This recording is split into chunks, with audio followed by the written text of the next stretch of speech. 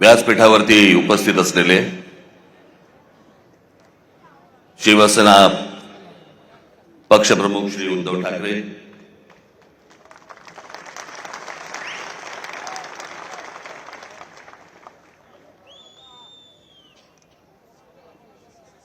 माझे मित्र आणि शिवसेनेचे नेते श्री संजय राऊत,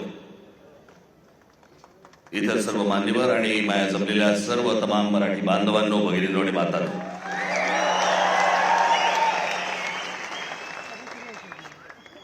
दरवेळेला इथे सभा घेतली की तो आमचा टेबल फॅन होतो.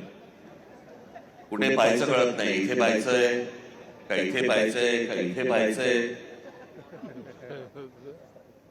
पण हे सरळ असल्यामुळे मी इथेच बघतो. चालेल ना?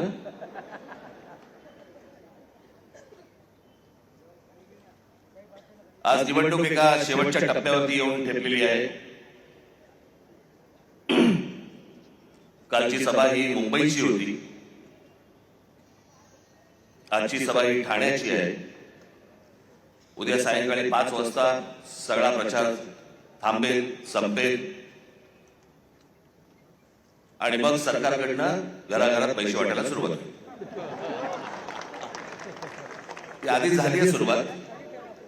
भारतीय जनता पक्षाचे लोक पैसे वाटतायत आणि शिंदेचे लोक पकडत आहेत. काय चालू आहे सरकारात तेच कळत नाही.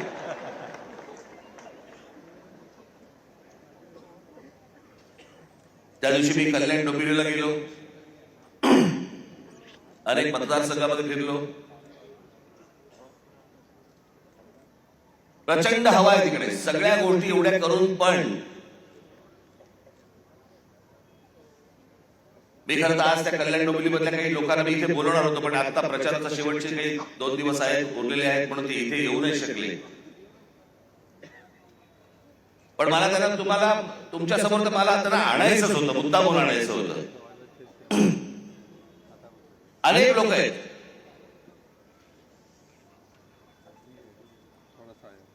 आज घराघरामध्ये 5-5 हजार रुपये वाटतात मतांसाठी. मला समजत नाही या लोकांचं. एका बाजूला म्हणतात आम्ही विकास केलाय आणि दुसऱ्या बाजूला पैसे वाटतात, म्हणतात मतदान करा. मग विकास काय केला?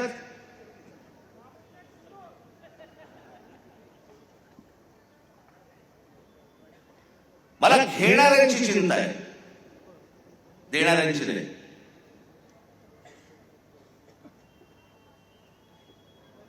आपण 5-5 हजार रुपयामध्ये आपल्या मुलांना, आपल्या मुलीला आपण काय सांगतोय, आपण काय शिकवतोय?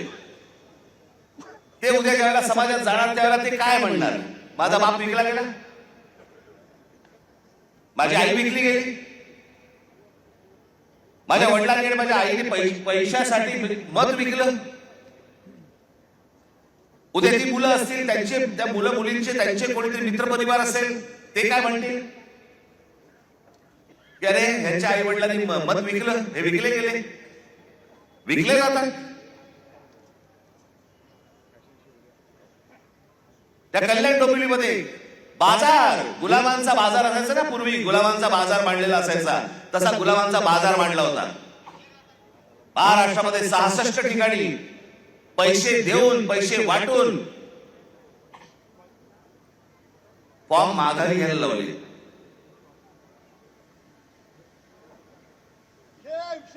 त्या दिवशी मी माझ्या नाशिकच्या सभेमध्ये मी बोललो होतो, मिडे पीस. त्या दिवशी एका ठिकाणी तर कोणी एका माणसाने ते काय स्क्रुटिनी असते, समोरच्याचा एबी फॉर्म गिळून टाकला. बरं दिवस नव्हता, एखाद दिवस मिळाला असं दुसऱ्या दिवशी वाटत बघता आली असती, एबी फॉर्म पडेल, एबी फॉर्म पडेल. इथपर्यंत गेलात तुम्ही. विकले जातायत काय, एबी फॉर्म गिळतायत काय?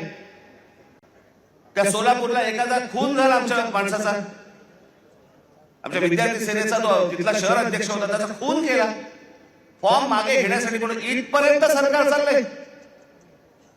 पोलीस हताश, कोर्टाकडे तर बघायलाच नको. हे कोणतं राज्य आहे? बिनधास्त सगळ्या गोष्टी सुरू आहेत. मला ती म्हणून मी मगाशी म्हटलं ना, मला ती माणसं आणायची होती, त्या प्रचारामध्ये बिचारे गुंतले, त्याच्यामुळे मला इथे त्यांना बोलवता नाही आलं. 5-5 हजाराला मतं विकतायत. मी फक्त 2-3 माणसांची फक्त तुमच्या समोर नावं घेतो, बाकीची आता येतील.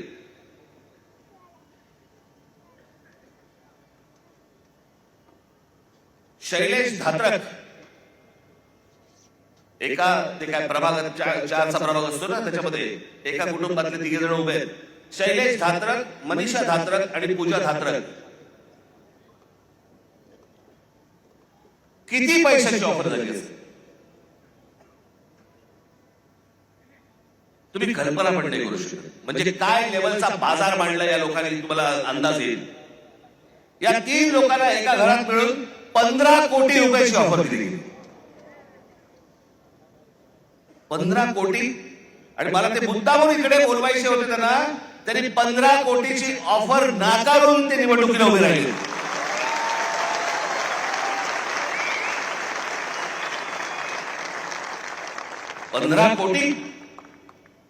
पंधरा कोटी रुपयाची ऑफर नाकारणारे कुठे आणि 5-5 हजार रुपयामध्ये मत विकणारे कुठे. दुसरा मुलगी सौ राजश्री नाईक,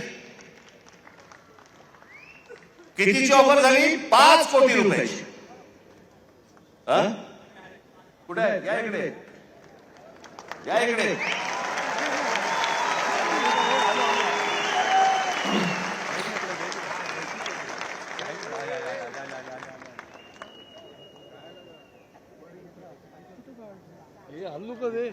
अरे मागे काय उड्या मारते का रे?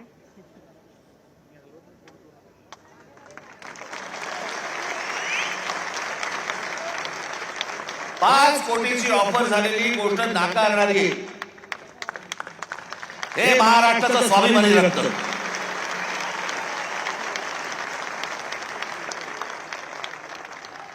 बसा ताई.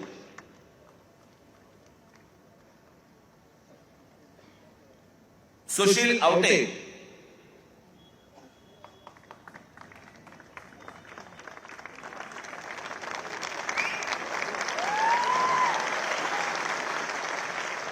₹1 कोटी रुपयाची ऑफर झाली, नाकारली. अजून बरेच जण आहेत.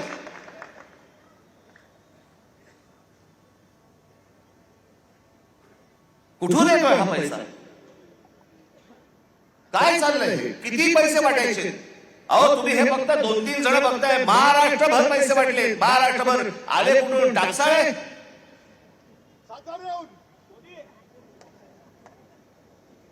कोणाला 5 कोटी, कोणाला 10 कोटी, कोणाला 15 कोटी, कोणाला 1 कोटी, 2 कोटी. काय बघायलाच नको. ही कोणती महाराष्ट्रात निवडणूक आहे? अहो इतकी वर्ष ह्या निवडणुका आम्ही बघतोय, अशी निवडणूक नाही पाहिली.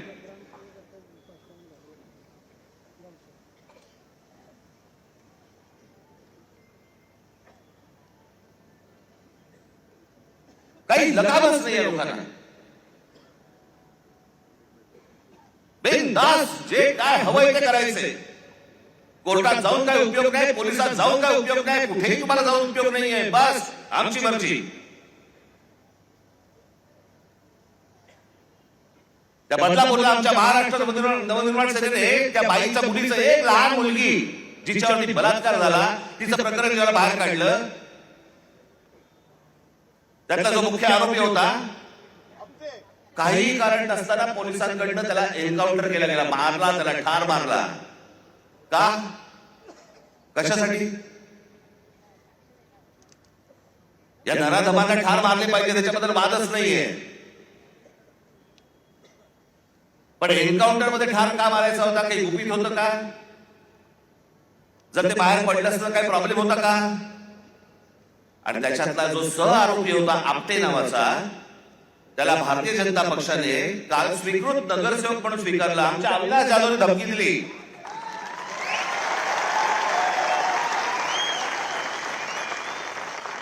की बदलापूरमध्ये आम्ही मोर्चा काढतो म्हटल्यानंतर त्या स्वतःहून माणसाने त्याचा राजीनामा दिला की नको मला स्वीकृत. हिंमत कशी होते यांची द्यायची? एका लहान मुलीच्या बलात्काराच्या प्रकरणामध्ये सह आरोपी असलेल्या माणसाला स्वीकृत नगरसेवक पद देण्याची यांची हिंमत कशी होते? याचं कारण तुम्हाला गृहीत धरलेलं आहे. कोण तुम्ही? कोण आहात तुम्ही? आलात की 5,000 रुपये तोंडावर फेकू आणि तुम्हाला विकत घेऊ.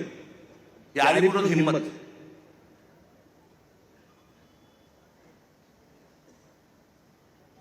काल मी सांगितलं भ्रष्टाचाराचे आरोप आमच्यावरती करतायत. छगन भुजबळांना जेलमध्ये टाकणारे हेच देवेंद्र फडणवीस. त्याला तर काय झालं माहित मला. जेव्हा आले त्याला मला बरा वाटायचा, माणूस चांगला वाटायचा. आता पण बरा होता.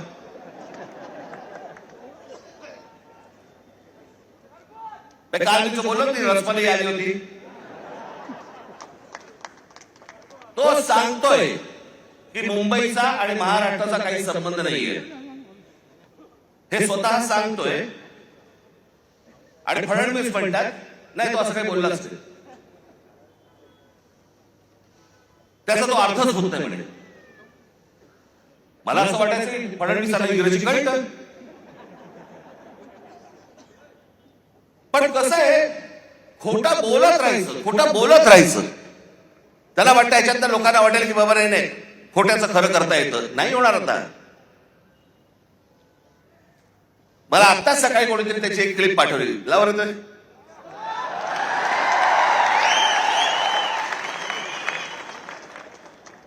अण्णामलाईंच्या स्टेटमेंट बद्दल काय म्हणा? Bombay is not a Maharashtra city. Mumbai महाराष्ट्राची नाही याच्यानंतर असं हे तुम्हाला म्हटलं आहे. Bombay is not a Maharashtra city. Mumbai is not a Maharashtra city. असं नाहीये. Bombay is not a Maharashtra city. त्यांनी म्हटलं मुंबई हे आंतरराष्ट्रीय, आणि ते खरंच आहे, आंतरराष्ट्रीय शहर आहे. त्यात काय वाईट आहे? Bombay is not a Maharashtra city. आंतरराष्ट्रीय शहर आहे, महाराष्ट्राचं नाही असं असं बिलकुल नाही म्हटलं. Bombay is not a Maharashtra city. त्याचं वाक्य आहे. नाही नाही, तसा त्याचा अर्थच नाही. Bombay is not a Maharashtra city. CM साहेब त्याचं तो बोलतोय खाली की मुंबई महाराष्ट्राची नाही म्हणून नाही. तो असं बोललाच नाही म्हणे. त्याच्यामुळे तो अर्थच होत नाही. किती खोटं बोलायचं, काही मर्यादा? कोणासाठी करताय हे तुम्ही? कशासाठी करताय हे?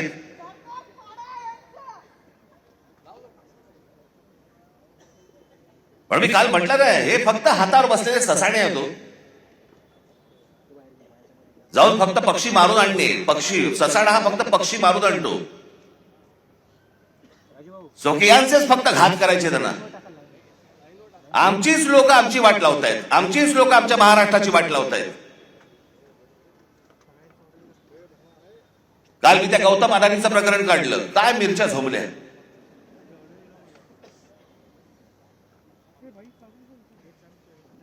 आणि काय पुढे सुरू केलं तर राज ठाकरेंचा माझा आणि गौतम अदानीचा एक फोटो. बरं, मग पुढे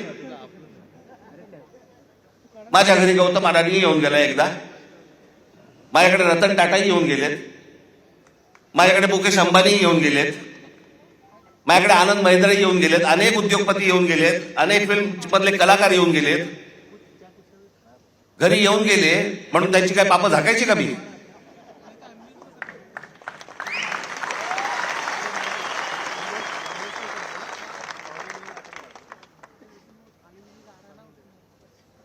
मी काल जे तुम्हाला दाखवलं हे इतकं भयानक आहे, इतकं भीषण आहे. ते जे फोटो दाखवतात कधी 2-3 वर्षापूर्वीचा काहीतरी फोटो दाखवतात तो जेव्हा घरी आले होते. आता घरी आल्यावरती काय हाकलून देऊ?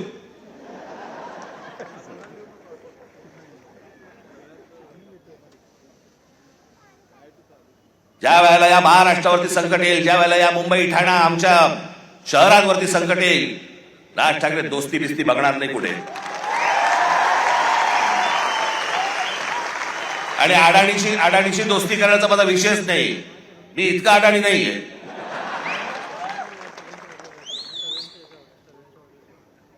पण ते काय जे मी तुम्हाला दाखवलं त्याचं गांभीर्य नीट समजून घ्या.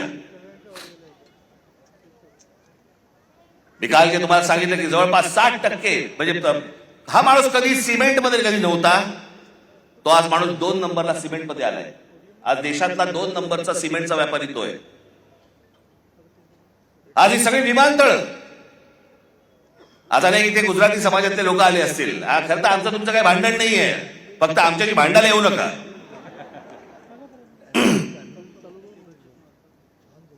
हे जे डाव रचतायत याच्या विरोधात खरं तर इथला गुजराती समाजाने उभं राहिलं पाहिजे त्यांच्या विरोधात.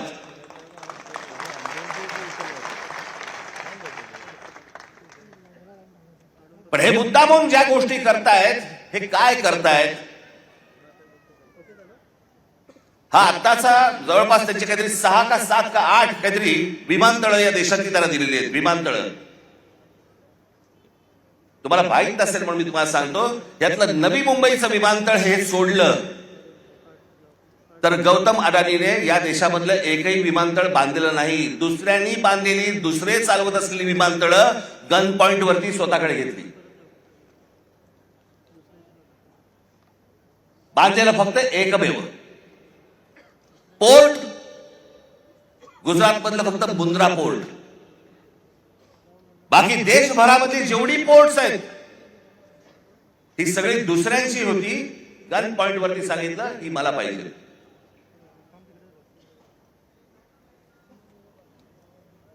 एक इथलं विमानतळ, एक पोर्ट सोडून या माणसाचं स्वतःचं काही नव्हतं. फक्त केंद्राचा दबाव, नरेंद्र मोदींचं नाव, या एका गोष्टीवरती हा माणूस अख्ख्या देशभर पसरत गेला आहे.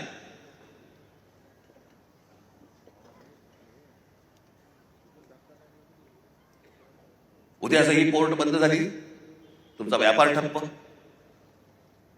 उद्या देशामधली वीज निर्माण करणारा हा गौतम अदानी, उद्या ही वीज बंद केली, तुम्ही अंधारात सगळे.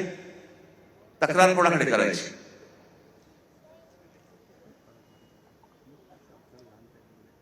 आत्ता 1-2 महिन्यापूर्वीची गोष्ट असेल, महिन्याभरापूर्वीची गोष्ट असेल.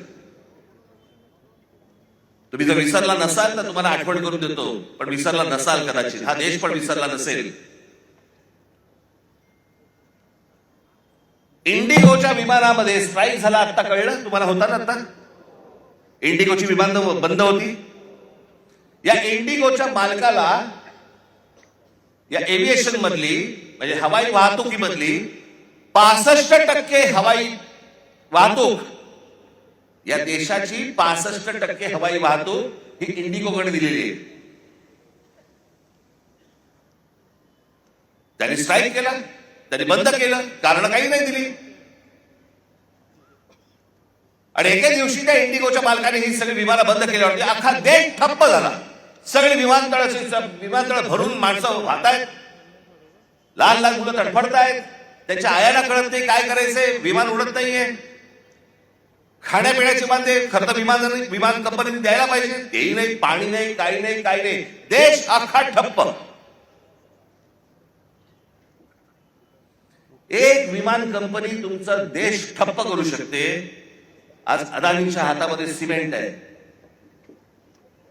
आज अदानीच्या हातामध्ये वीज आहे, अदानीच्या हातामध्ये विमानतळ आहे, अदानीच्या हातामध्ये पोर्ट्स आहेत.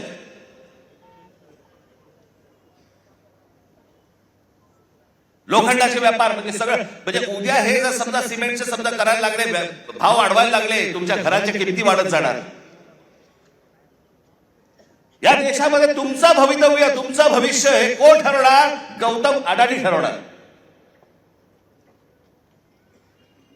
आणि एक माणूस या देशामध्ये इतका मोठा होतो फक्त 10 वर्षामध्ये, फक्त 10 वर्षामध्ये. 2014 ते 2025 11 वर्षात इतका मोठा झालेला, इतका श्रीमंत झालेला, इतके उद्योग उभारलेला जगात दुसरा माणूस नाही. आणि असा व्यवसाय उभारता येत नाही. अहो टाटा, बिर्ला, बाकीचे सगळे उद्योगपती यांना 50, 60, 100 वर्ष लागली.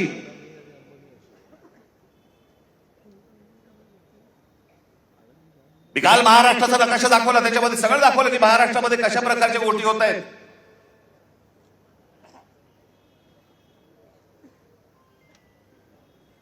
इथे नवीन आता वाढवणला विमानतळ येते, नवी मुंबईचं झालंय. आणि सांताक्रूज विमानतळ हळूहळू हळूहळू सगळं बाजूला काढणार, सगळं नवी मुंबईला नेणार आणि सांताक्रूज विमानतळाचा मोठाच्या मोठा प्लॉट विकायला काढणार. आता आहे अदानीकडे. मी काय माझ्याकडे कोणी दुश्मन नाहीये. या देशामध्ये उद्योगपती मोठे व्हावेत, पण सगळे व्हावेत, एकाकडेच नाही. या देशामध्ये उद्योग आले पाहिजे, या देशामध्ये उद्योगपती वाढले पाहिजे, या देशामध्ये पैसा आला पाहिजे.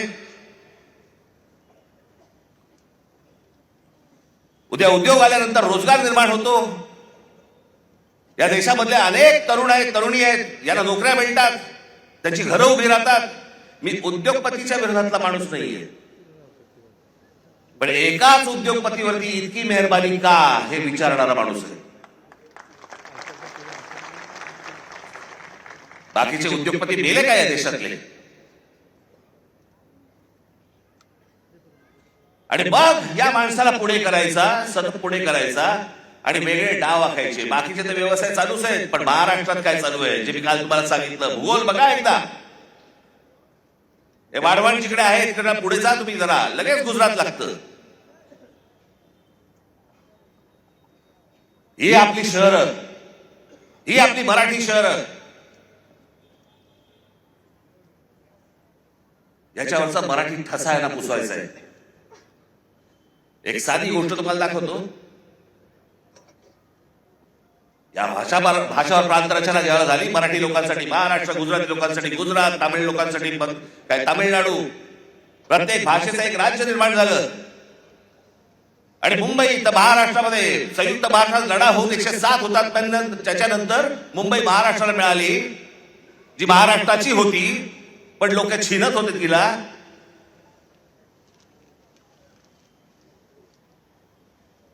प्रत्येक राज्याची एक स्वतःची एक संस्कृती असते, प्रत्येकाची एक भाषा असते, प्रत्येकाचा एक स्वाभिमान असतो. आमच्या स्वाभिमानात तुम्ही दखल लावताय. नवरात्राच्या वेळेला गरबा खेळला जातो. आमच्या इकडे मुंबईमध्ये पण होतात या गोष्टी, तुमच्याकडे होत असतील.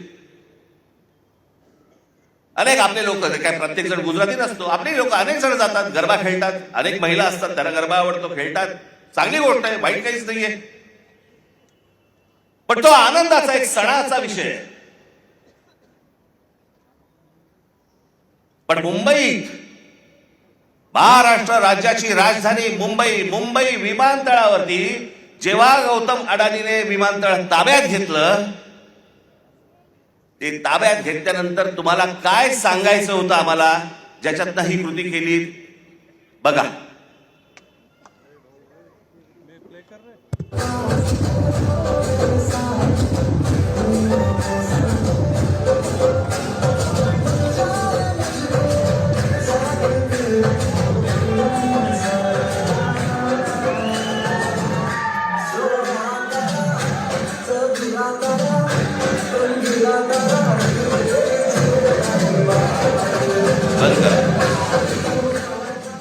मुंबई विमानतळावरती गरबा केला.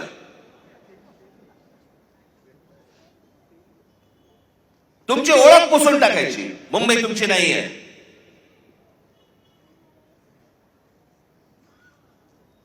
गणपतीमध्ये ढोलण्याची वाजवलेत का?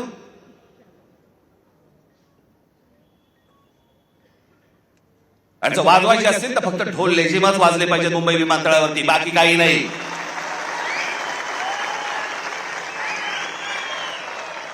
ही मुंबई आहे, ही मराठी माणसाची आहे. हा महाराष्ट्र, हे ठाणं, हे मराठी माणसाचं आहे.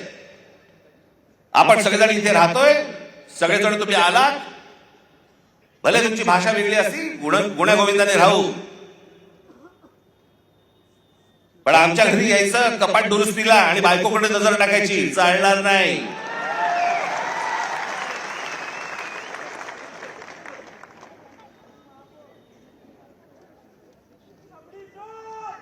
काय बेभानपणा सुरू आहे आता इथे तुमच्या घोडबंदरला. या घोडबंदरला इथे नॅशनल पार्क मध्ये, ही लोकसत्तामध्ये आलेली बातमी आहे. लोकसत्तामध्ये 1000 एकर जमीन जंगलाची, जंगल आहे, डेन्स फॉरेस्ट, घनदाट जंगल, त्याची 1000 एकर जमीन ही एका उद्योजकाला विकतायत. जंगल काढून टाकतायत, झाडं तोडून टाकतायत. आता बरं वाटलं मला की गणेश नाईकांनी सांगितलं मी हे होऊ देणार नाही. आनंदाची गोष्ट आहे ती. पण मला कळलंय हे कोणाला करायचंय? एकनाथ शिंदेला करायचंय. त्यांच्या कुठे ओळखीचे.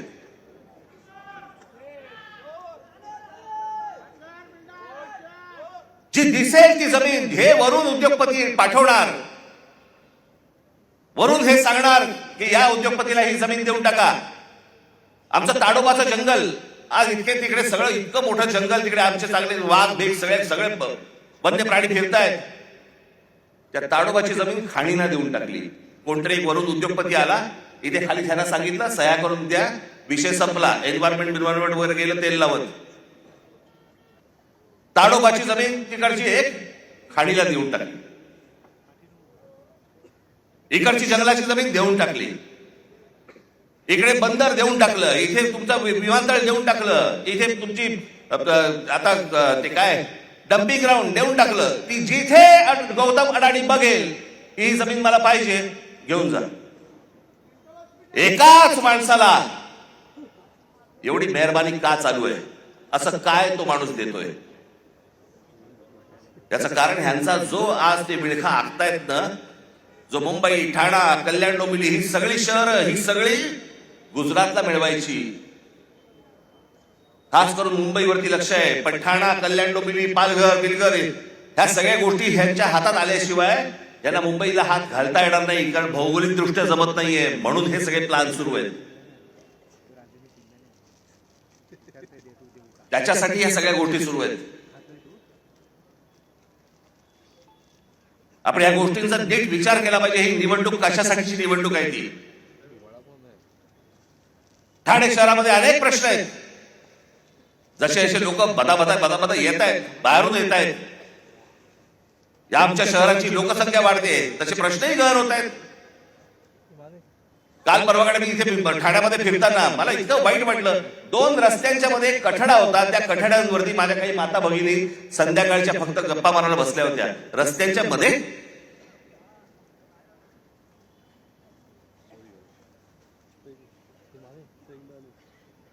जे आम्ही तुम्हाला सांगतोय, सुखसोयी तर उत्तम देऊच घ्या ठाण्यामध्ये, पण तुम्ही असाल, तुम्ही टिकलात तर, तुम्हाला या ठाण्यात ठेवलं तर उद्या भविष्य काळात असं नको व्हायला की उद्या ठाण्याचे सगळे प्रश्न कोण सोडवतंय? गुजरात सरकार. कारण महाराष्ट्रापासून वेगळे झाले. अनेक जण मला म्हणतात की नाही ते दरवेळेला तुम्ही घाबरवता, असं सोडणार. मी म्हटलं मी दरवेळेला तेव्हापासून नाही बोलत आहे, मला आता कळतंय उंबरठ्यावरती संकट येऊन उभं आहे.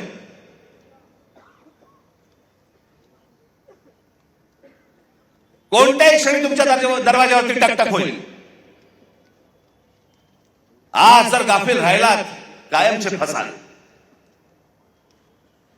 कारण केंद्र हातामध्ये, राज्य हातामध्ये, उद्या या महानगरपालिका पण हातामध्ये गेल्या त्यांच्या, तर काय विचारायलाच नको. कोणाकडे जाणार तुम्ही? कोणाकडे तक्रार करणार? आणि मग एकदा हातात गेलं की परत येत नाही, परत येणार नाही. आज ही ती वेळ आहे. आपलं ठाणं, कल्याण, डोंबिवली, मीरा भाईंदर सगळ्या ठाणं तर उत्तम करूच करू. उद्धव स्वतः आपल्याला सांगतीलच, त्यांच्या भाषणाबद्दल अनेक गोष्टी सांगतील. ठाणं तर उत्तम करूच करू, पण पहिला स्वाभिमान, पहिला मराठी ठसा, हे ठाणं आपलं आहे. हे ठाणं टिकवणं, यांनी जो आराखडा असलेला आहे तो सगळा उद्ध्वस्त करणं हे तुमच्या हातामध्ये आहे. नाही तर उद्या आमच्या पोलीस खात्यामध्ये देखील या बाहेरच्या राज्यांमधली लोक भरली जाणार. आमच्या महानगरपालिकांमध्ये देखील बाहेरच्या राज्यातली लोक भरली जाणार. हे काही कमी करणार नाहीत या गोष्टीला. कोण तुम्ही, कोण आहात? तुम्हाला गृहीत धरलेलं आहे, तुमची किंमतच नाही या लोकांना मुळात.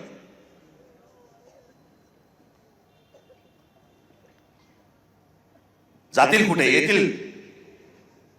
1.5 दमडी फेकली की येतील. हा जो त्यांचा आत्मविश्वास आहे, हा आत्मविश्वास तुम्हाला या निवडणुकीमध्ये मोडून काढायचा आहे. तुमचे जे कोणी मित्र परिवारातले लोक असतील, तुमचे जे कोणी नातेवाईक असतील, त्या सर्वांना सांगा की या आत्ताच्या येणाऱ्या उद्या 15 तारखेला शिवसेनेची मशाल आणि महाराष्ट्र नवनिर्माण सेनेचं इंजिन हे जोरात धावलं पाहिजे, जोरात चाललं पाहिजे. आम्हाला सत्तेचा अभ्यास नाहीये. वाईट या गोष्टीचं वाटतं. डोळ्यात देखत शहरं जाऊ नयेत, डोळ्यात देखत इतरांनी ही शहरं घेऊ नयेत, एवढ्यासाठीच हे फक्त आत्ताचं हे युद्ध आहे. येत्या 15 तारखेला आपण सर्वजण सतर्क राहा, कुठेही गाफील राहू नका. जे BLA असेल, जे नेमले गेलेली माणसं असतील बूथवरती सकाळी 6 वाजता जा. आणि जे काल सांगितलं परत सांगतोय, जर दुबार मतदार वगैरे करायला कोणी आले तिथेच कान फडवायचे, तिथेच ठोकायचे, तिथेच मारायचे. ही शहर वाचवा एवढंच फक्त आपल्याला सर्वांना आवाहन करेन आणि आपली सर्वांची मी रजा घेईन. धन्यवाद. जय हिंद, जय महाराष्ट्र.